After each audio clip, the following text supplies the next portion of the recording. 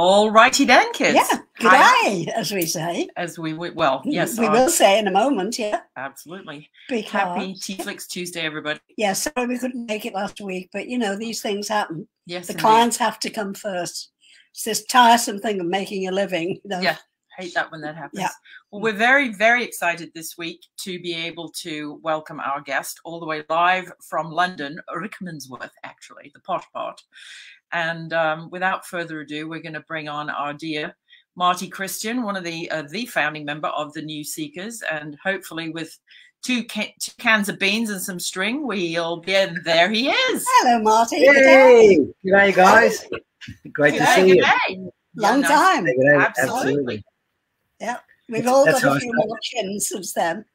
G'day is the way I always start my talks. Yeah. Absolutely.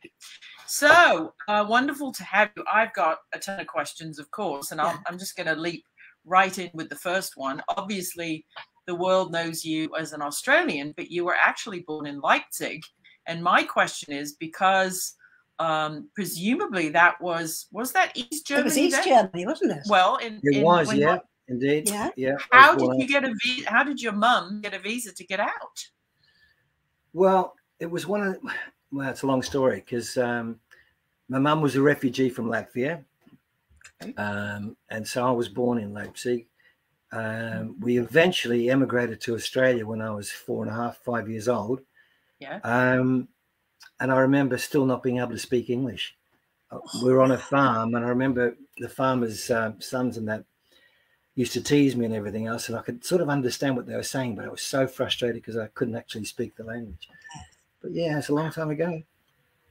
It's a heck of a culture shock from Latvia and East Germany, and that whole sort of, was it really sort of a communist regime then, or that didn't really happen till the 60s, did it? The whole, Russian. No, that's right. Well, it was after the war, so there were a lot of changes that took place there. And I remember as a kid spending time in a refugee camp, I think in a place called Esslingen. And yeah, lots of little memories. I remember Mum taking me over a bridge and looking down, I could see all the upturned trains and that. So this was still after, shortly after the war. Yeah. Wow. And so where did you land when you went to Australia? We landed in Melbourne, and then if my memory serves me correct, from what my mum told me, because I couldn't remember that much, they shipped us to this refugee camp in a place called Bonegilla. And there she was ferried off to a farm. And of course, me being with them. So she spent some time on the farm working supposedly a 6-day week, but it ended up being a 7-day because on Sunday she had to iron all the clothes and do all the washing for the farmers. So tough life in those days for a single mum. Yeah, absolutely. Yeah. So how then did you start with because you don't just play guitar, which we know you for, you also play banjo. Which one did you pick up first?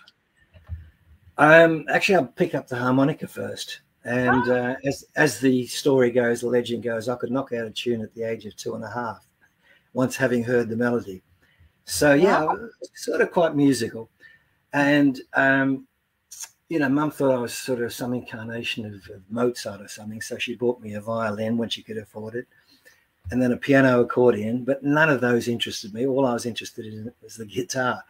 And it took till the age of 14 before I nagged her into buying me one. So that's when I started. Although I was always singing, I remember getting up in grade school at the age of 8 and singing Teddy Bear. So yeah, I was always, wanting to be out there. And how did you start to what was your first collaboration with, because, obviously you're famous for being a group founder and a group leader. You've also done a lot of solo stuff, which we'll talk about. I mean, the time in Australia, you probably heard of Normie Rowe, that famous guy in Australia. In fact, he's Australia's Elvis to all intents and purposes. Well, Normie and I went to the same school, Northcote High, and we used to play in embryo bands in those days, and little sort of people would get a guitar together here and a bass together, and we go out singing in church halls. And I remember organising the school concert, starring yours truly, of course. Anyway, it just went on and on from there. But eventually, after matriculating, my mum wanted me to, become a professional, like most European mums did at that time, to be a doctor or a lawyer or whatever. None of those things interested me. I was good at art, so I thought, well, maybe I'll try architecture, because that's all to do with creativity and art and all the rest of it. So I went to Melbourne University studying architecture for 2 years before. Well, in the first 2 years, it was great because it was all creative and you could do the drawings, and we even had life drawings and all that sort of stuff. So that was fantastic. Yeah. But then when it got to the stresses and strains and all the mathematics and I thought this malarkey is not for me. Yeah. So I quit. And again, I sort of teamed up with a few friends of mine that were still in bands and stuff and started singing. And I remember being asked to do a concert at Melbourne Town Hall in those days. And I sang 3 songs. I got up and sang 3 songs. And one was a Manfred Mann song. I can't remember the other 2. But after finishing, a lady called Carol West came backstage and said, "Wow, I love that performance of yours. Have you got a manager?" And I said, "No, I'm just enjoying, gigging and that." She wanted to manage me. She was also managing, do you remember Lynn Randall?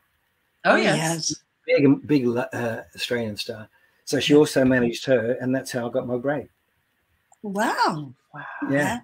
Interesting, because Melbourne was quite the musical scene in those days, wasn't it? It was, yeah. They had the Go Show, which was the equivalent of Ready, Steady, Go, or Top of the Pops in England. Right, and there was, of course, then the group, the GROOP, the group was, I think they started in Melbourne, didn't they? Yeah, they were all there. Yeah. In fact, everyone, there was all sorts. The Bee Gees performed on there, everyone, all the Aussies. Yeah, and the Mixtures, of course, which is how we know each other. Exactly. Well, I'll tell you a quick story about the Mixtures if we got time. Yeah. So it started in the embryonic stage. So Carol West, first and foremost, got me a contract to perform in Sydney on a TV show called Saturday Date.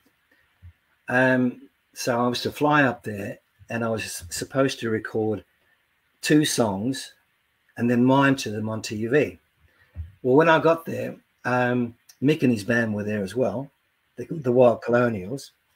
And so Nat Kipner, Stevie Kipner's father said, wow. Yeah, this is going back a ways, right? So Nat Kipner said, "Okay, boys, you're going to have to back Marty on these 2 songs, and then you can do your own thing." And Mick said, "No way, we're not backing anyone. We're the Wild Colonials." Right? Oh. Anyway, this is Mick Flynn we're talking about, who and everybody will know from riding along on a push bike. The push bike song. So this is the Mick, and you guys are still neighbours, aren't you? Mick and I are great friends, and we're neighbours and everything. And he's heard this story a few times, and he can't sort of quite recollect the situation that I portray. Anyway, so Nat said, "Well, you better do it, otherwise you won't go on the show." So they reluctantly backed me on these songs. And interestingly, here's a point: we had to do the recording session in Ozzie Byrne's studio. Now, Ozzie Byrne was instrumental in launching the Bee Gees. You probably know that anyway. Yeah. So Ozzie Byrne recorded all their early hits like Spicks and Specks, New York Mining Disaster, Words, all those different songs, right? So he launched them, and we all had to perform in Ozzie's studio, which was held behind a butcher shop in Sydney, a little old tin can thing. And so we did that, and then we all performed on Saturday Date, and literally that's how I started. So from Saturday Date, which went really well, Carol then got me a gig on Top of the Pops, and I became a regular on that and toured around Australia. So that's wow. Yeah.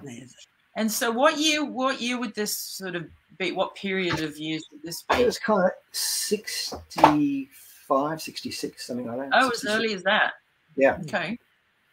And then when did you come to England? Because you worked your way over on the ship, didn't you? I did. the way that happened was, well, that's an interesting story as well, because there's a lot of coincidences that took place at that time. I did a tour with a guy called Kristian St. Peter. Do you remember him?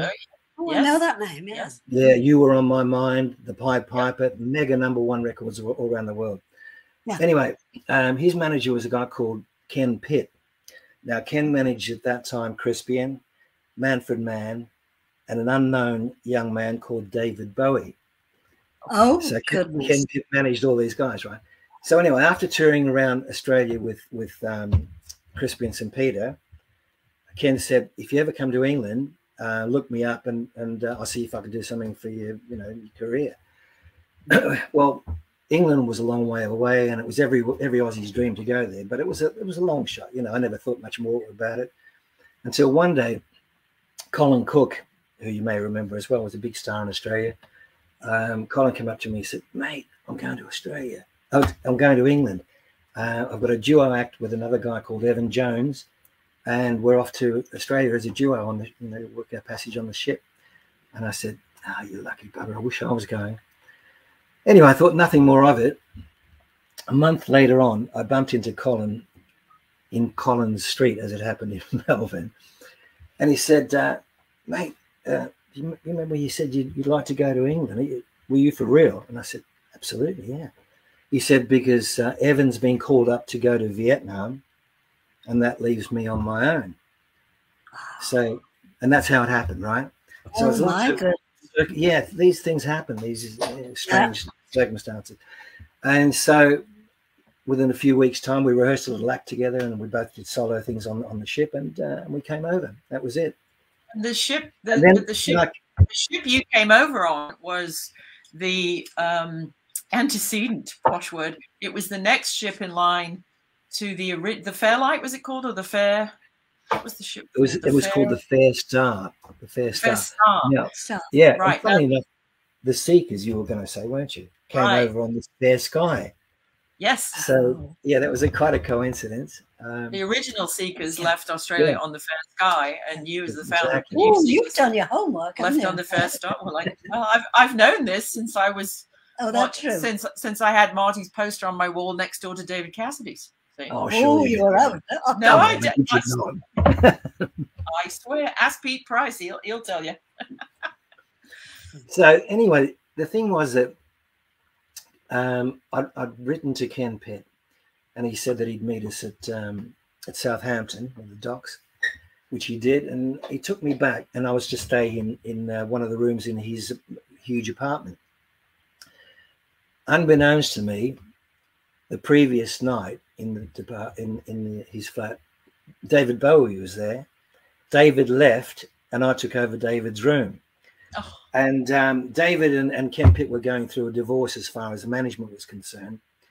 And he used to come up to Ken Pitt's office and flat quite often, just to sort of sort different things out and so on. And we had a chat. I used to play guitar with him in Ken's kitchen, and this was before he became mega. So there's another story. Was he David Jones at that point, or had he become Bowie? No, he was Bowie. He was Bowie. Okay. And I remember David with a bit of a chip on his shoulder, because he was, I think Ken was trying to steer him in a kind of a cabaret direction, and he sounded like Anthony Newley, and he was doing all that sort of stuff. And he was very jealous of T-Rex and Mark Bolan, because Mark was happening, and he felt that he should have that accolade. And that's, it all happened for him. Too bad you didn't design clothes for Bowie, huh? Because I know you got into clothes designing. How the hell did that start? You're quite the Renaissance chap, aren't you? Yeah. Well, talking of, I used to paint leatherware and do all that sort of stuff. But talking of clothes and Bowie, there's an interesting story that hopefully my wife's not in earshot, because she hates this story. You know that I do cruise talks and stuff. Yes. Well,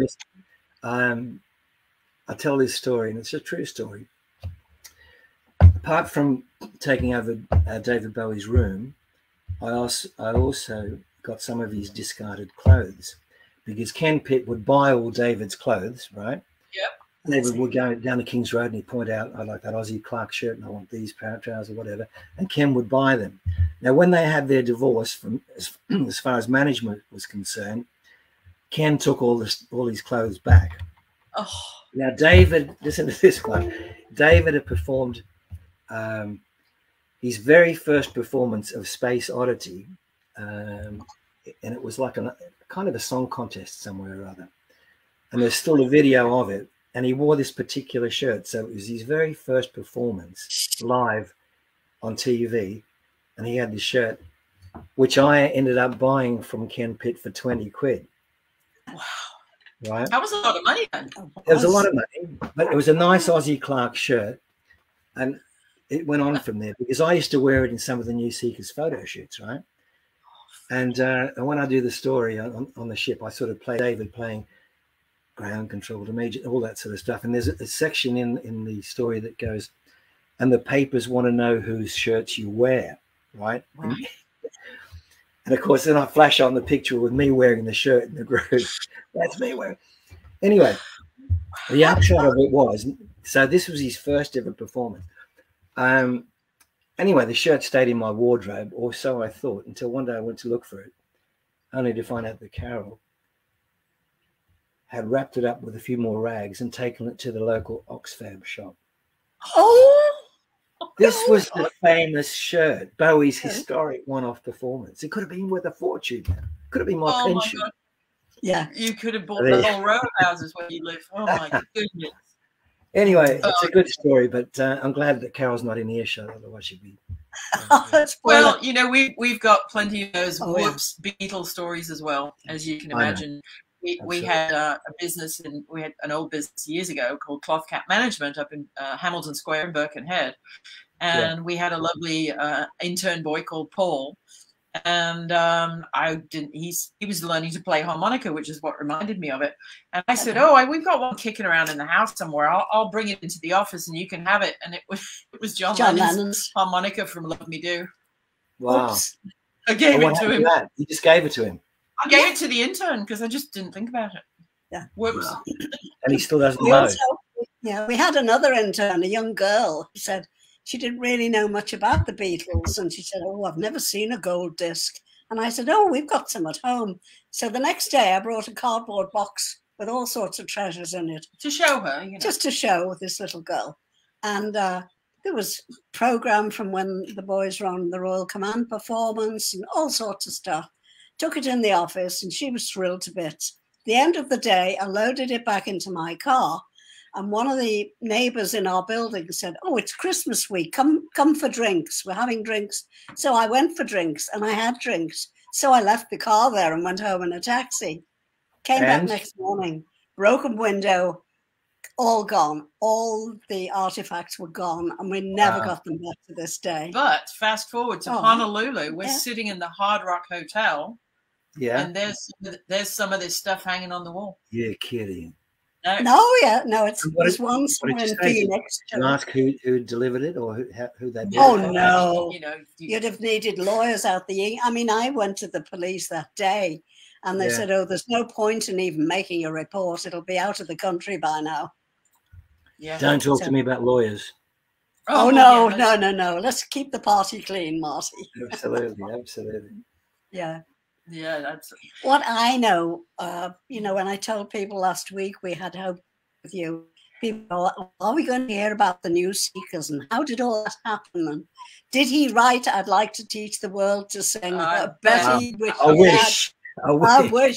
You wouldn't be working for a living, would you? Yeah. No, that's right. So how did all that happen, the New Seekers? Yeah, how did you find so many bloody Australians? Well, Lynn Paul is English, but Eve's Australian. No. Well, what happened was... funny enough, a clairvoyant literally told me everything. When I first arrived in England, I remember Colin Cook rushing up to me one day and saying, mate, you've got to see this lady. She's told me all about my past and she's told me this, that, and the other. I said, yeah, sure. He said, no, you've got to go and see her. So it sort of sparked my imagination and I thought, well, I've got nothing to lose. And I went around to her place and she lived just off Marylebone High Street in London. Mm-hmm. And she opened the door and she said, I see you've come from a long, long way away across the sea. And I thought, have I just said good day or something? Right. Yeah. And anyway, she invited me in. Anyway, she started to tell me all kinds of things about my past. Now, bearing in mind, Colin knew nothing about me at all. Our only association was we'd rehearsed a few songs together. He'd never been to my house, so he knew nothing at all. Anyway, ladies, she was called Mrs. Knowles, and she described what was on my mantelpiece in Australia, that I had chickens in the back garden, that my mother used to ride this. She'd say, it's not a motorbike, but it's motorized, and and it was exactly right. It was a little Velux thing that, I think it was called Velux. All these kind of things, right? It's like somebody who was flicking through the pages. And then she said, oh, I see a young man, dark hair, a young boy, dark hair. He can't breathe. And she used to go like that. And his name is Ralph Keys, and he can't breathe. And this was a kid at school called Ralph Geis when I was in grade school, in a class of about 36 kids. Wasn't a particular friend of mine, but he got stung by a bee and his neck swelled up. And it was like, how would she know that kind of? It was like literally somebody just flicking through the pages of my life. Anyway, then she told me about my mother had this accident on her motorized little bike.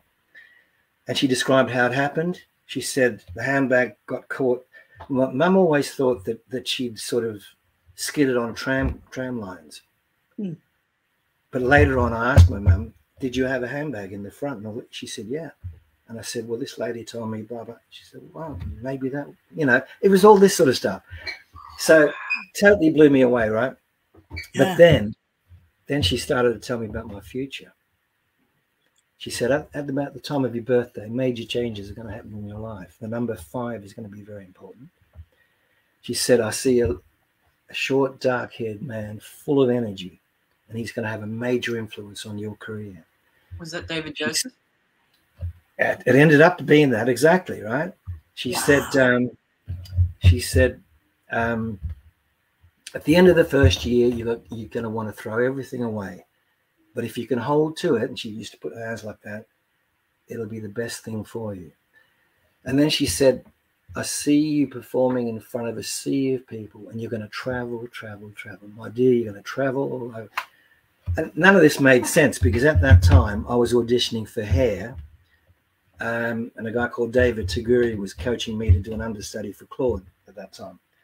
So I thought maybe it's a traveling show or something. I mean, because she blew me away with telling me all about my past. So all this was, the future was a bit hocus pocus, Anyway, I thought nothing more about it.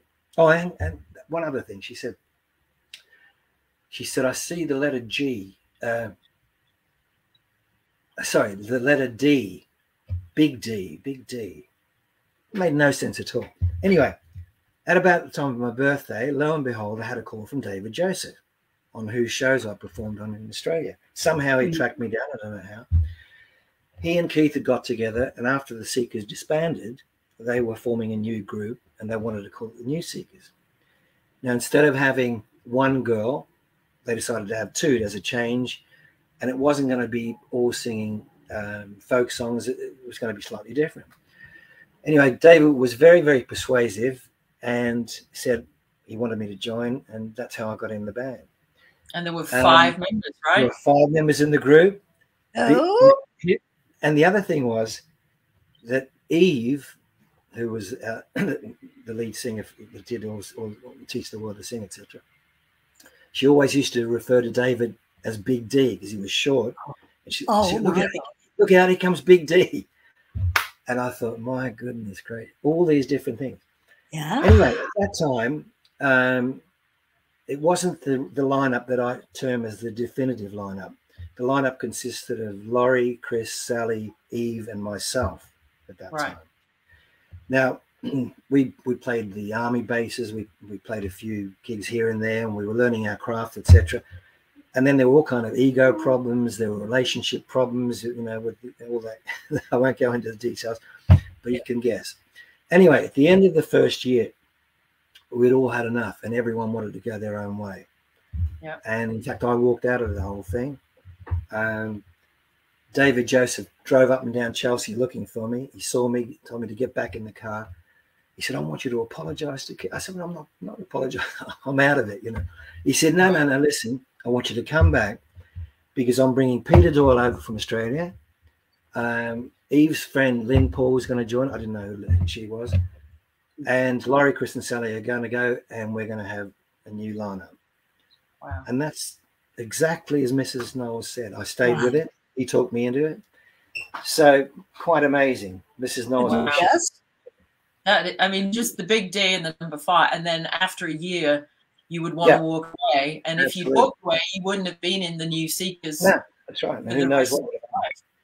But you know, had you not had that advice, you might have left for good, and your life could have been completely different. Yeah. Well, don't forget, at that time, you know, I wasn't even thinking about what she'd said. I was on a roll. I didn't want to be part of this, and you know, I was going to go do something else. I was out of it. But when I look back in hindsight as to how the whole thing turned out, it's quite amazing. One last thing on that, because she was an amazing woman. She used to do psychometry. You know what psychometry is, where someone picks up a ring or a watch or whatever, and they get a vibration from something. Yep. Bearing in mind that, you know, I've traveled quite a bit and I've seen a lot of charlatans as well, people pretending to be this, that, and the other. But I kid you not, Mrs. Knowles was not. She was fantastic. We became quite good friends, and I went in to see her one time, and she said, have you got something that I could hold? And I said, not really. I mean, I used to carry a leather bag with a little chess set and my books in there, traveling chess set. And I had an envelope from my aunt in Chicago. And she said, oh, let me hold that. Let me hold that. So she held it. And she said, I see a large red brick building. And she said, there's people walking around with white coats. It's a hospital. This is how she used to, like the visions would come to her, right? She said, it's a hospital. And she said, I see an older lady. And she described all her mannerisms, how she, you know, whatever. And she described in detail. And I thought, what's all that? But she said, there's nothing to worry about because the doctors have localized her disease. Well, I looked at the envelope and I looked at the letter, and the letter had absolutely nothing to do with what she just told me. The letter was saying, well, I've been here and I've done this and I've traveled over here and I'm having a good time, blah, blah. It didn't make any sense. 2 weeks later, I got a letter from my aunt in Chicago. And bearing in mind, I come from a Latvian heritage, so I can speak Latvian. Mum taught me Latvian as a kid. Right. And the letter was written in Latvian from my aunt, all in Latvian. She said, I didn't want to worry you, but I've been in hospital. But everything's okay because the doctors have localized my disease. Now, there's no word for localized in Latvian, right? So everything else was in Latvian except the word localized.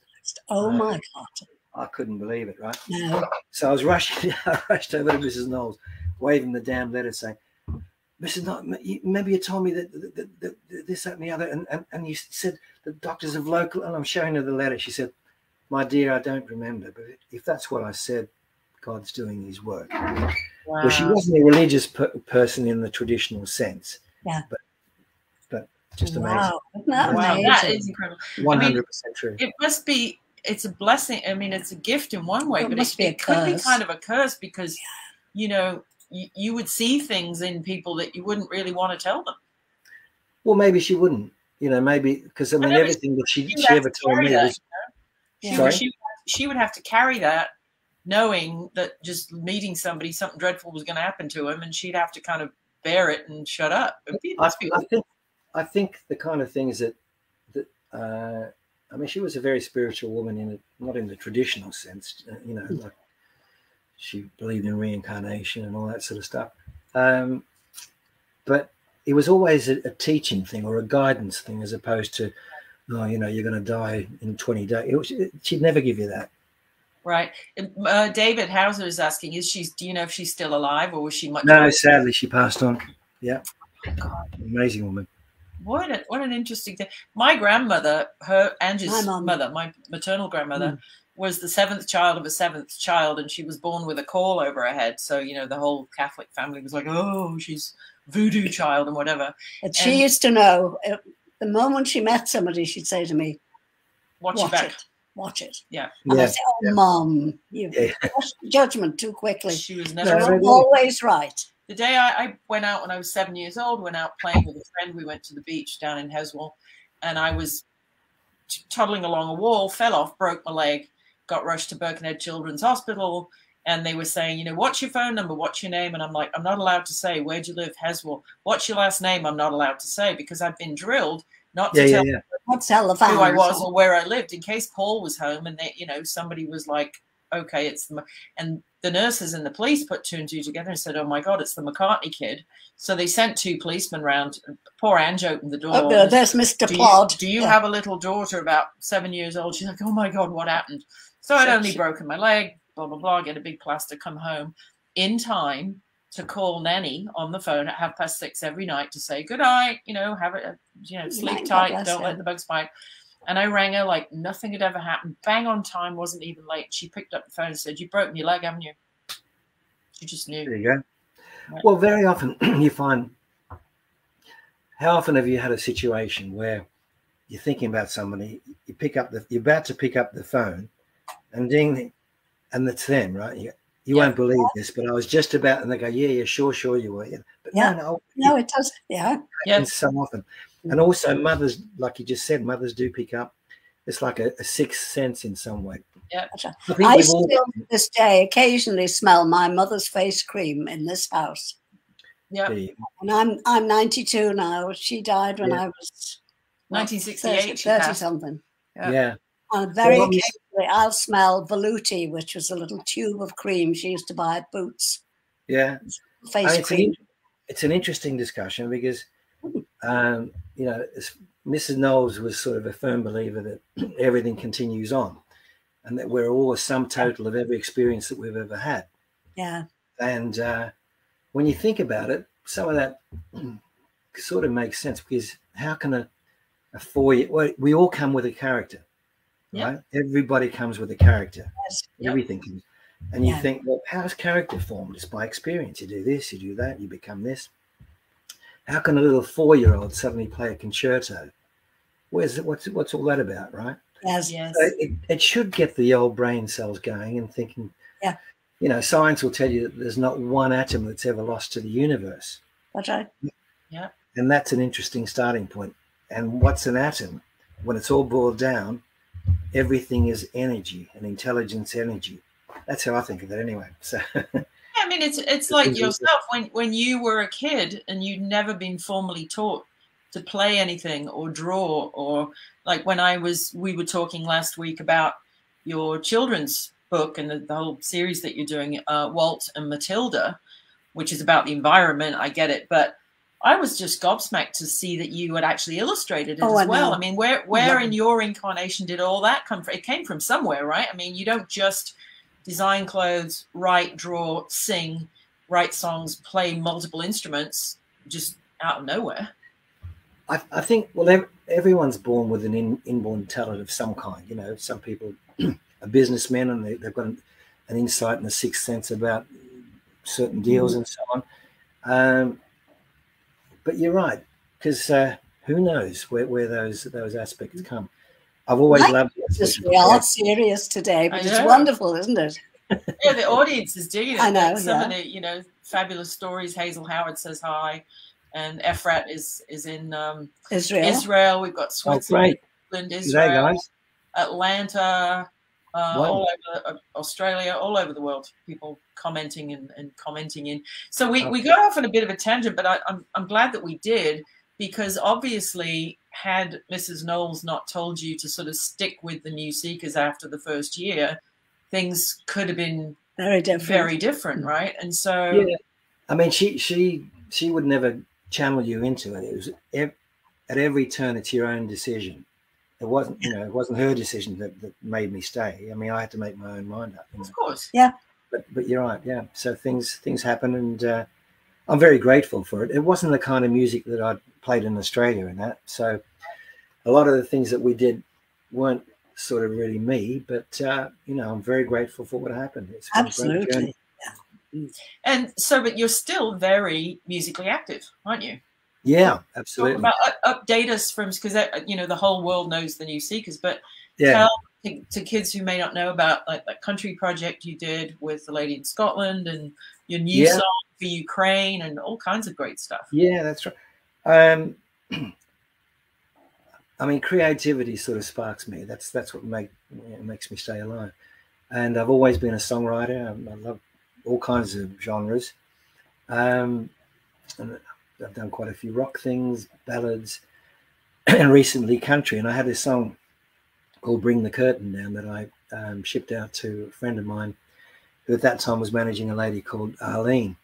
Mm-hmm. She loved the song, decided to record it in Nashville, although she's Scottish. And when I heard it, I played a very basic version to it. But when I heard her version with the Nashville musos, I was knocked out and I thought, wow, this is fantastic. But I just felt it needed another ingredient because although her voice was great on it, to me, it just lacked a bit of grit and a little something else because the track was so good. So I said, Arlene, would you mind if I just tried a harmony on it? And you know, if you like, you can use it or not use it, whatever. And she said, yeah, I'd love you to do it. So I recorded the harmony. She then sent my harmony to the guys in Nashville who put it on the track again, came back, and that's how that happened. And it became a #1 in the country hot disc charts in England and Europe. So we were thrilled about that. Really. It's just, isn't it great now? My husband, also Marty, also born in Germany, is an amazing musician and writer and whatever. And he has a trilogy project called Geist, which you'll know in German means spirit, right? So Zeitgeist is spirit of the times. Yeah, exactly. And he's working on his third and final album in the process. And now because of technology and digital performer and GarageBand and Dropbox, he's literally got people all over the world collaborating with him on this record. Fantastic. And it's a click away. I mean, my niece, Benna McCartney, is singing on one song. I'm singing the next verse. And then Ange is the guiding voice telling the story. So he's able from across the world to have 3 generations of McCartney women on one song, just at the click of a keyboard. Well, that's exactly how it works because I've never actually met Arlene. We've spoken to each other loads of times. I've seen her like we're looking at each other now. Yeah. But we did it remotely. And funny enough, I've just sent her another song today. But yeah, so we've never actually physically seen each other in the flesh. And I think, you know, as bad as the pandemic was and as depressing and as sad as it was, it sort of got us all used to this kind of interaction, didn't it? With Zoom and, you know, these kind of things. Because in the old days, it was like, oh, you want a video meeting, it's a bit naff. But now it's just opened up the world. Absolutely. Absolutely. Yeah. And as you say, you can be in your own bedroom and you can write a song with somebody miles and miles away. Yeah. That's how it works. I'm working with several other people at the moment in exactly the same capacity. Fantastic. So tell the kids a little bit about your books. I mean, obviously, scrolling across the bottom is martykristian.com. So kids, you should all go there and visit the site and bookmark that. Well, sadly, it's a new website, so it hasn't got all the stuff that I used to have on it with the various projects. Yeah, bookmark it and go back. There's some of it on it, but here's a little snippet of Walt Matilda. Oh yes, there. No, I love it. Koala bears, Walt and Matilda. They're out beyond the black stump, mate. Absolutely, it's exactly what it's called. Yeah. Yes. But what is the black stump? That's the mystery. Oh, exactly. Yeah. Is it north of Woy Woy or south of Wagga Wagga? That'll be telling. Yes, indeed. Yeah. So they're kind of my alter ego. I mean, they're 2 koala bears, and Walt and Matilda is quite interesting in as much as what should have been the Australian national anthem, Waltzing Matilda, is their signature song, you know. So that's how it works. It's a great way to let kids know about the importance of the environment. I mean, not that we're not all boiling to death and don't get the message, but you know, I think force feeding people bad news is just a horrible way to do it. But this is just great, and it's history too, and it's your heritage, isn't it? Yeah, thank you. In fact, I mean, the first book is literally just an introduction to them.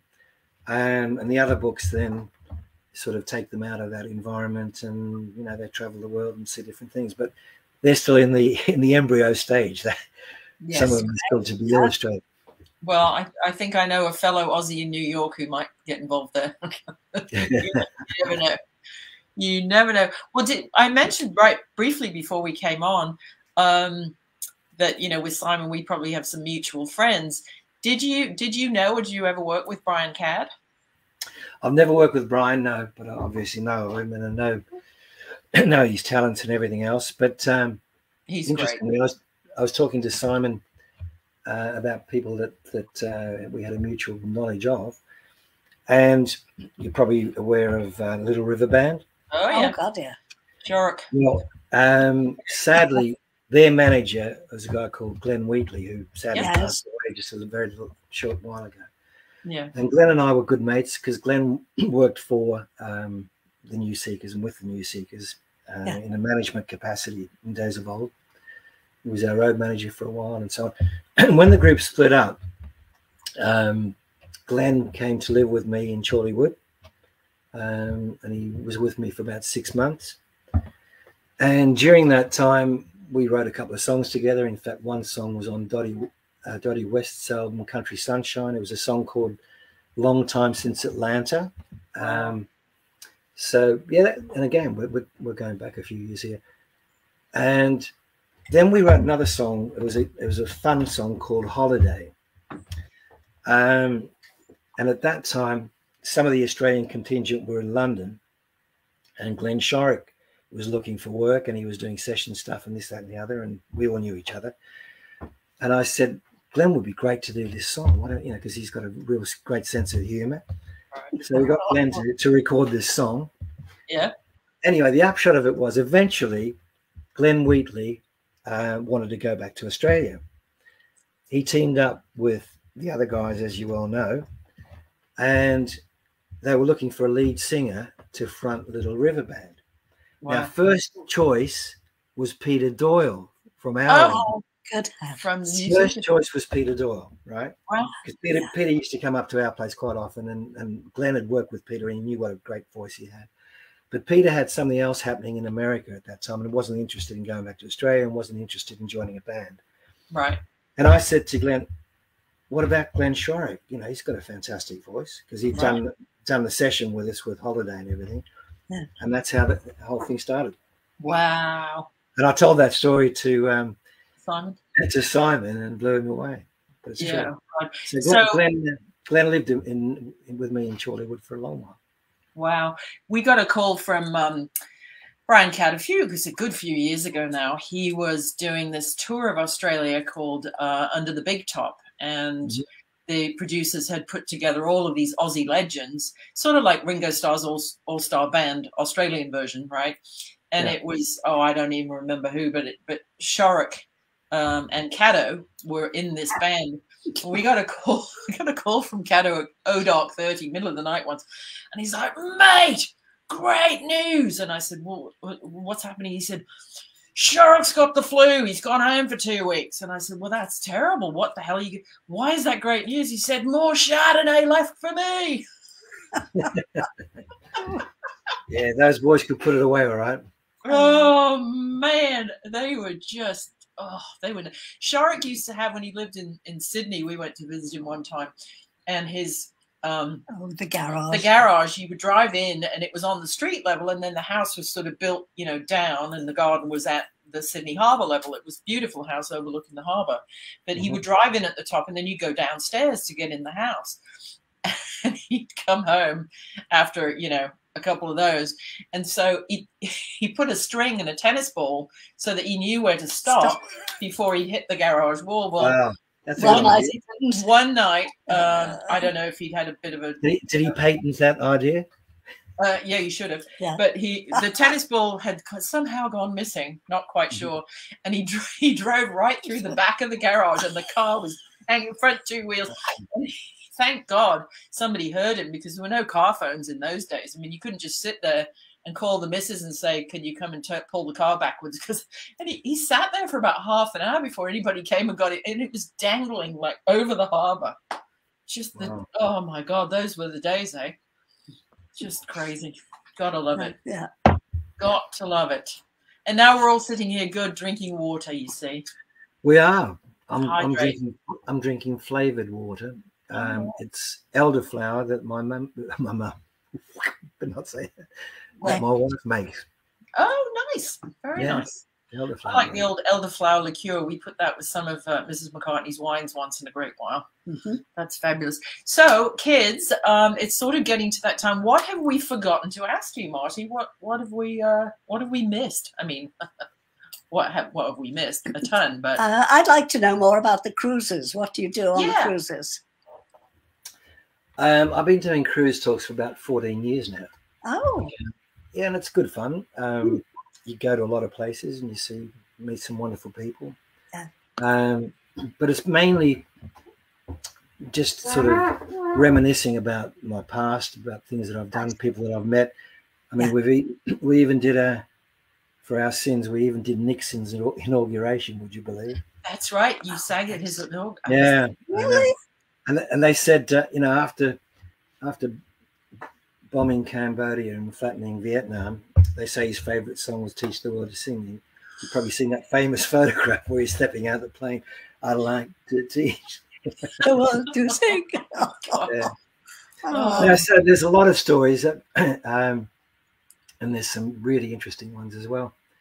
And they cover a whole gamut of people that we've met at different times. Yeah.